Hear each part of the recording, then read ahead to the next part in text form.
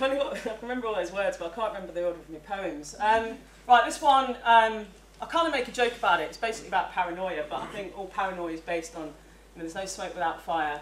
I can't, me paranoid, I know you won't believe that. This is called They, and I hope that somebody finds something, at least, so I'm not on my own here, that somebody finds something that you can identify with.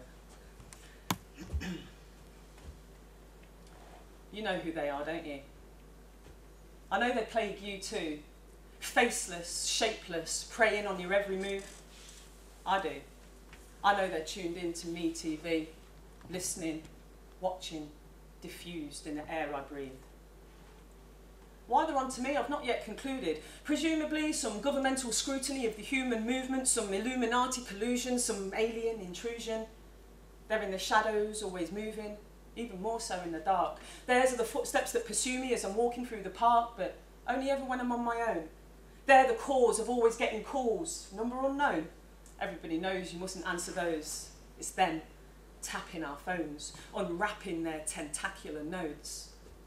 It's actually quite spectacular, I suppose. The lengths to which they'll go to listen to me and my mates' conversations, constituted wholly of wrongness and nonsense and torrents of hot-headed rhetoric on the sorry state of the nation. They, assassins, axe-wielders, assailants. We, self-appointed judges, jury and jailers. They lay in wait in an anonymous place, tracing and taping the admissions in our discussions, sussing us up, suspecting us. The recorded audio edited and cut. So should? Again, for what exact reason? Can't exactly say. There ever come a time at a later date when they want to replay one of these tapes in an attempt to incriminate them? Somewhere along the way, they must have infiltrated my home, my own personal space. Maybe hurdling over the back gate they came. Metropolitan ninjas up drain pipes through windows between the spaces and the grating, like rats through gaps in crazy paving. I say they lay in wait. They very cleverly place wires and cameras somehow under the walls, in tunnels, in cavities. Their plan is, I'll bet, to stick around indefinitely. I'm fairly sure they'll be the death of me. I can only hope they film the best of me, but I know that they won't. And that's just the trick, you see. I know. And so long as I know that they're there, but so long as they don't know that I know that they're there, then as far as arch enemies go, we can abide in harmony. Should harm ever come to me, I'll know upon whom to rain my blame. The deft tap of scriptwriters' keys, digits on keys, falls unperceived below the noise of my life. They're masterminding plot lines I was born to star in, to ensure I'm slated as the nation's favourite Friday night entertainment. They write my disasters, they write my happiness, to scrape the ratings, to keep them enraptured in my hapless actions, my happy little accidents, such as, how is it I can put something down for a minute, but a moment before it just ups and vanishes? I mean, completely disappears, dissolves, evaporates.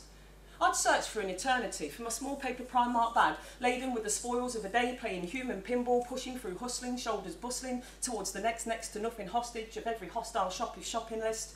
Namely, a few pairs of cheap tights and some new leggings, which I desperately check the very depths of my house for before scratching my head and confessing it's just one of life's mind-messing mysteries. The next morning, folded really quite crisply at the foot of my bed. I'm caught in their fine spider web, and they're documenting my demise episodically.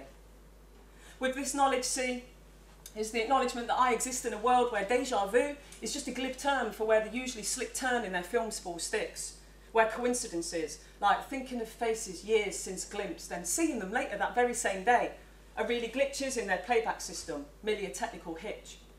They're in that embarrassing itch, that hot crimson pitch of my skin when in the middle of some meeting it suddenly dawns on me that the colleague I'm with was only last night the object of some pretty weird dream sex. And what's more, all signs suggest that he seems to know. Of course he's in on it.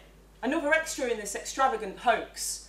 They're the reason why I can't just open my mail without first checking closely, smelling and poking. They're in nervous joking for fear of nearby interloping. Theirs are the eyes in windows, ears in walls, lips which whisper my name, but from which direction I simply can't place. It's their feet flitting over my grave. It's not me. It never was. It's always them, and they lay in wait. So you know who they are, don't you? I said you know who they are, don't you? Just because you're not paranoid doesn't mean they're not after you too.